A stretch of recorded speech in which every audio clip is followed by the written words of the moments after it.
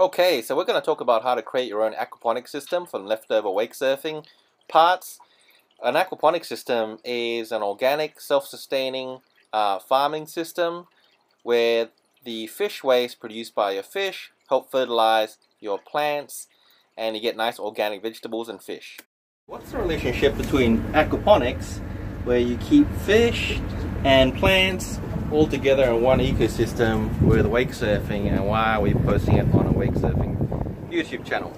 The simple reason why is that a lot of the wake surfing parts, like ballast hose and bag fittings that connect the ballast bag to your hose, can also be used for aquaponics, to connect your grow bed, which looks after all your plants, to the hoses. And you can also use them to create a bell siphon, like this one over here, or these two over here. So, how do I set up the grow bed? Well, like I said, you could use your wake surfing parts, and I've got over here two fittings for your ballast bag.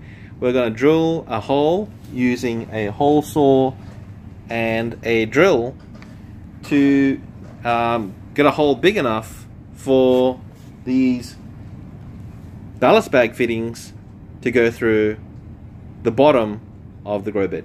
How do you make a grow bed? Well, I prefer using these styrofoam boxes over here, which you can get from any grocery store, because they usually chuck them out because they don't need them anymore.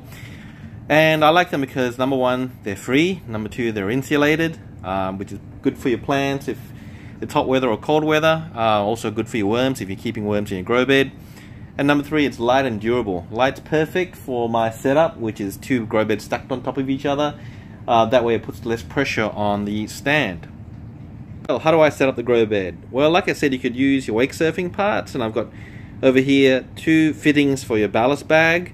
We're going to drill a hole using a hole saw and a drill to get a hole big enough for these ballast bag fittings to go through the bottom of the grow bed. So now we've drilled our nice hole through the bottom of the grow bed. Perfect. Just check that there's no massive dents that have gone through that will damage the structure and cause leaks. And we're ready to put the through hole fitting on. Now what you want to do is get some silicone, put it on here, on this side of the bag fitting, and when you push it in, it'll stick right through, and it should be nice and sealed, so no water should leak from the other parts of the hole. Okay, so we've let the fittings dry up overnight, as you can see with this one and with this one over here. We've attached the hose, and you can see plenty of silicone there, just to keep that hose nice and secure and stop any leaks. So now we're ready to go. So this is our finished product. We've got tomato plants, beans, rosemary, kale growing out of here.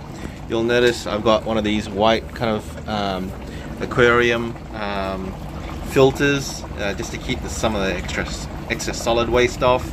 We've got more tomatoes up in the top bed and more kale, and the hoses are all connected now. So this is the outlet hose going into the tank, and we've obviously got the inlet hoses going from pumps like this one. This is just a simple kind of pump head where it sucks the water in and pumps the water out. And we've got the inlet pumps moving in from the bottom of the fish tank and going up into the grow beds, and we've got our bell siphons working perfectly. On the surface we've got a number of tomato plants, seedlings growing away, and we'll still soon plant them in the main bed, as well as a bit of dill coming up.